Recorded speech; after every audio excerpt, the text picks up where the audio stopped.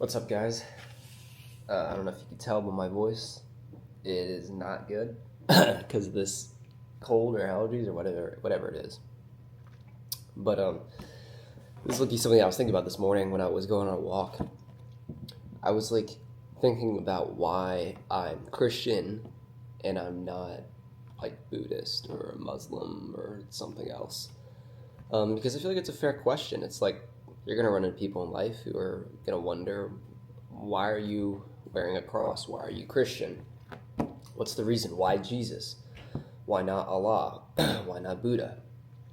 And honestly, I like the question. So as I had some time this morning when I was walking, just thinking about an answer, I came down to this, because there's multiple answers. I mean, you could think of at least 10 reasons, at least, why you're Christian. And everyone has their own personal testimony, so it can differ. But here's the reason that I came to.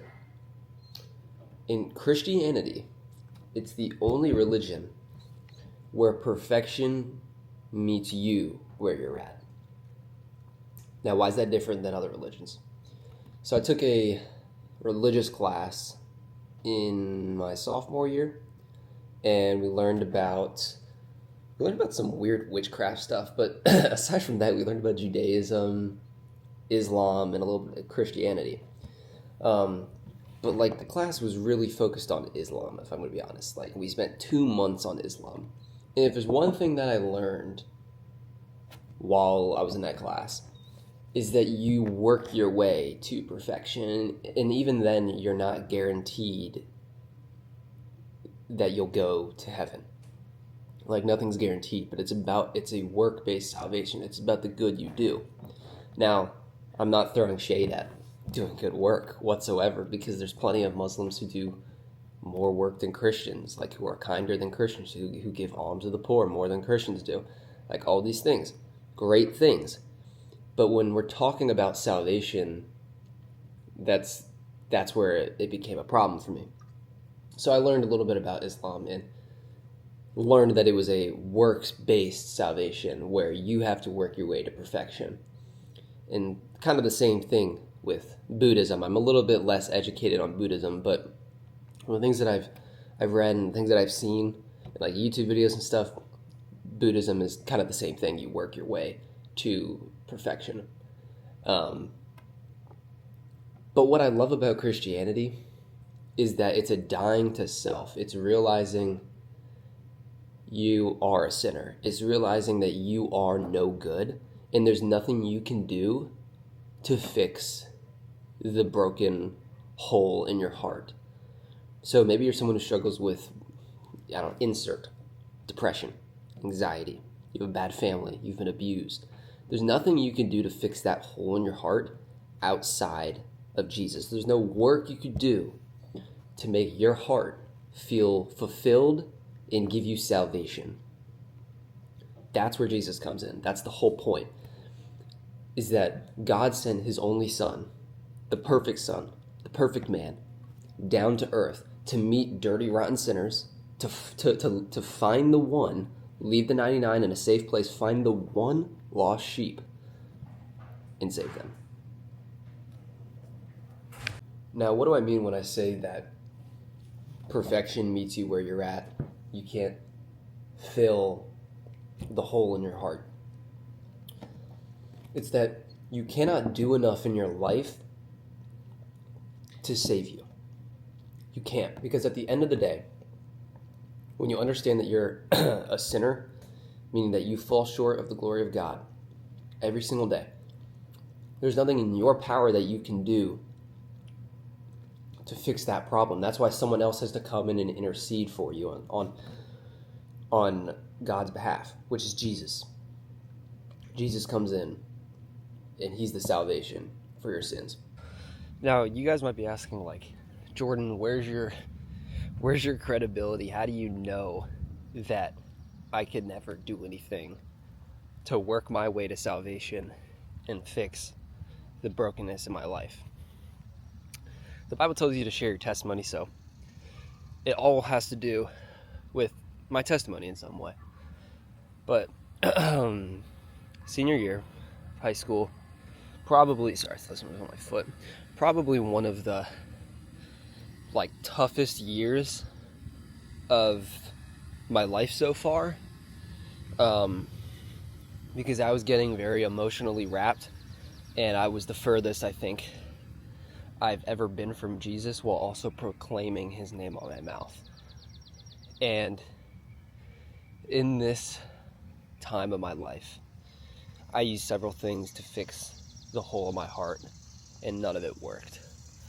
If you know me at all, I mean, I was the guy who I always had some cool drip on. I had some drip on. And I would do this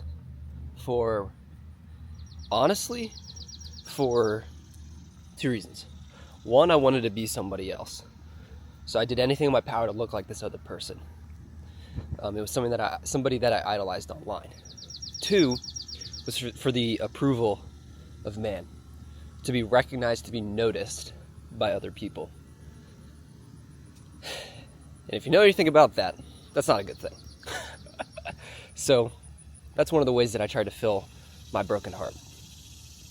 Another way was I was using lust as a means to satisfy my broken heart. Another one was Good morning. I think I dyed my hair like black, and this was supposed to be like the final thing. Like, this was like the final stage of looking like somebody else, to be like somebody else.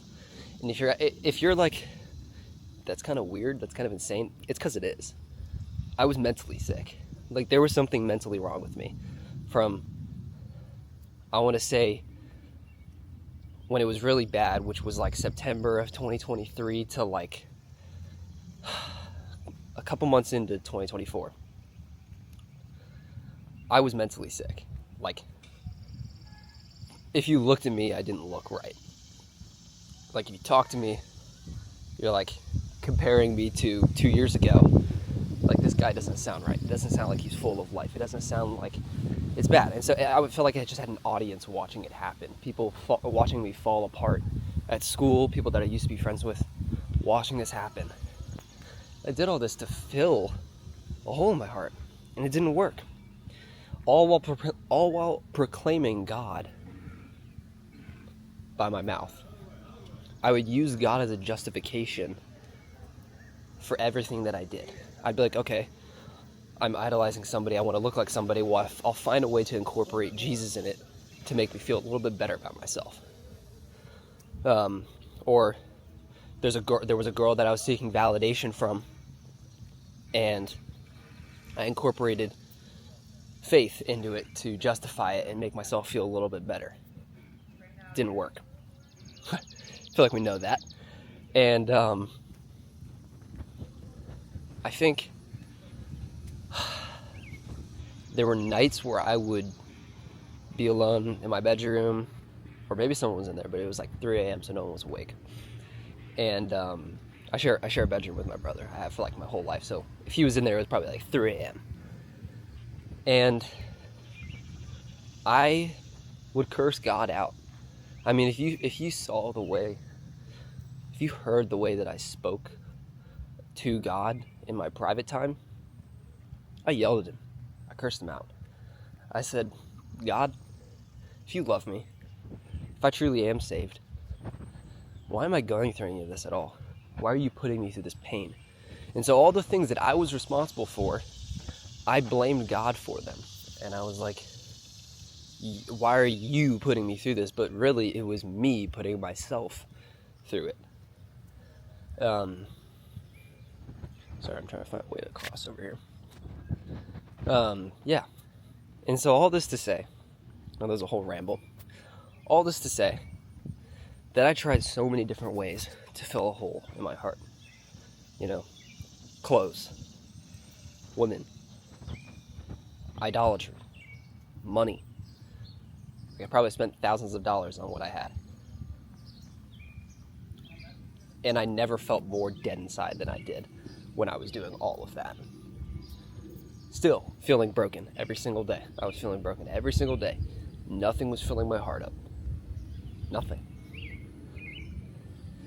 The only thing that ever filled my heart was Jesus. Was the intercession of God's only Son coming into my life. And I'm not saying that I'm perfect now. By no means. It's not like I'm saying, because I gave my life to Christ, I never have a problem. Absolutely not. Except now when I have problems. Now when I, go through moments in my life where I struggle with like depressive thoughts.